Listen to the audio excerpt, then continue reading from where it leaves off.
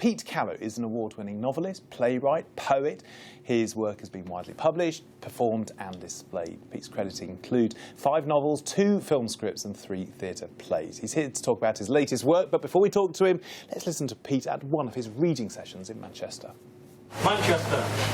Fire stokers, bridge builders, ball jugglers, weavers, tunnellers, atom chasers, guitar thrashers, geeks, sausage sizzlers, peaceniks, heretics, rebels, refugees, carnivalists, miserabilists, swindlers, poisoners, punks, poets, centurions, slave barons, divas, destroyers, rocket scientists, revolutionaries, all live here. Good morning, Pete Kalu. Hi, good morning. Is it a bit weird just sort of standing there in an audience, sort of just reading what you've written? Yes, it's part of the job of a writer nowadays to go out there and promote and read, and sometimes the public pass by and sometimes they stop. But in an earlier life, a much earlier life, I used to be a busker. I used to juggle clubs on the streets, and so I'm quite There's always used been a to performance side to you then? Is what? Is that there's always been a kind of a performance side to you? There is a side of that, but the writing side is very much an isolated activity, whereas the public, talking to the public, engaging with the public, that's very much an engaging, sort of gregarious, somewhat gregarious side to me. Because some writers just express themselves through what they write, as opposed to in an interview situation, they can actually feel quite awkward because it's like, well, read my work if you want to find out about how my mind works. Yeah, there is that difference in approach with some writers. I've been hearing from Walter Mosley, and the great writer, American-based crime fiction writer, and he was saying, you know, if we do an interview, I'll talk about anything but my books because it's all there in the books, you know. Please whereas I'm more happy to talk about it. Well, I mean, you touched upon some of your earlier stuff. You really have had a quite bizarre, odd background. I mean, I was looking at your CV, and it's sort of you've been a glass collector in a pub. You've got a degree in law, further education, qualifications in software programming and internet coding, bit of marketing in there. You've lived in Nigeria. You've had quite a broad background. Yeah, I think I've got a restless spirit and a great curiosity, and so you get bored easily. So wherever I go and whoever I engage with, wherever I am, I get into that thing that's going on, and I get curious about it, and I enter into it, and it doesn't matter whether I'm dissecting a worm or watching a brilliant football match. You know, I'm into it. I'm passionate about it. So, what point do you stop kind of living in it and start writing about it? So for me, as I look into something, part of my process of reflection is to write. So to give you a very small example, I was at a lovely hotel in London, at the lower end of the market.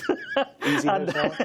I thought the best way I can harmonise with the bizarreness of this hotel, it had a bed that kind of moved around a bit, it had a ceiling that was a little bit dark. You sure it was a hotel? It's not. There's no red light outside. But you know, I write things down as a way of reflecting and understanding them better. Sometimes I don't ever read them again, but it helps me understand. And so many of the books that I write start out as just notes in a journal, and so it's an ongoing thing. I've always kept a diary, I've always made notes, it's just an obsession I have. So how did those scribblings turn into The Silent Striker?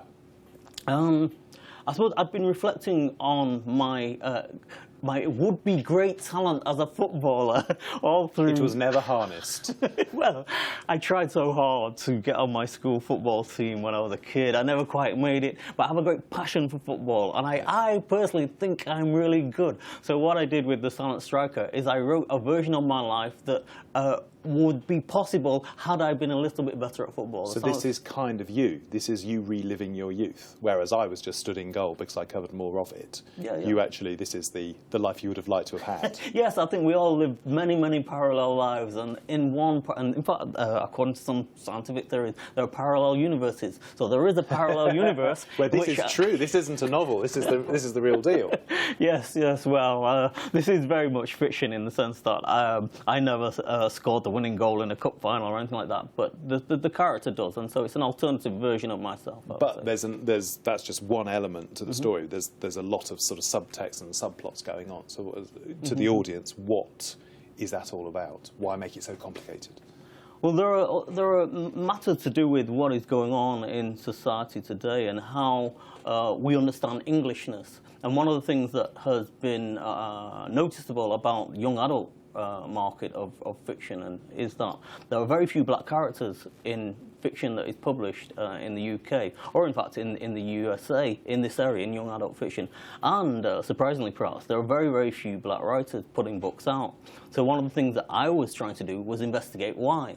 And we got many different answers from many different publishers as to why this was not happening. Some would say they couldn't find the writers. Others would say that the reading public will not buy a book which has in the foreground as the main characters, black characters. And some would say, well, as part of our marketing strategy, we'll have black characters in a book, but we won't put them on the front cover of the book because it might put off potential buyers. So I and a few of my writing friends set out to defy all this convention and put out a book that featured black characters, that is written by a black author, and as you can see with The Silent Striker, actually has a black kid on the front cover of the book. But does it matter that much? Surely it is about the writing, and if you can get that writing out there and it is an engaging story, then it will run for itself, as long as people kind of say, you've got to read this book, it's amazing. Yeah, I'd agree. I'd agree that if we can just get to the readership, I think we'll win. You know, it's well written. I'm sure this book's well written because it's been edited somebody else so has said as hard. well. I've spent 3 years writing it. You know, we know that. But the problem is that how do you get it to that readership if you've got a whole marketing department and the people who are commissioning and making those editorial decisions are all saying, you know what, we'll publish it if you remove the black characters, if you tone down that critique of British society, etc., etc., etc. So we're kind of making a stand and saying, no, you know, we think that British society certainly is ready for this. Briefly, because we're running out of time, you've got elements of racism, disability, growing up and the like. Isn't it in danger of just making the book worthy as opposed to just a great read? Well, this is the thing. If you read the reviews that have come out so far, it's a cracking read. You know, I'm a storyteller by heart. You know, I can stand up and tell you a story without any notes, any writing. So the story rolls on well. It's great. It's got great dialogue. It's got great characters. It's a fun book. I swear, there's lots of jokes in it too. But it's also serious. It sounds like a brilliant read. I look forward to reading it myself, actually. Pete Kalu, many thanks for coming in. Good luck with the book and whatever you're up to next. My pleasure. Thank you very much.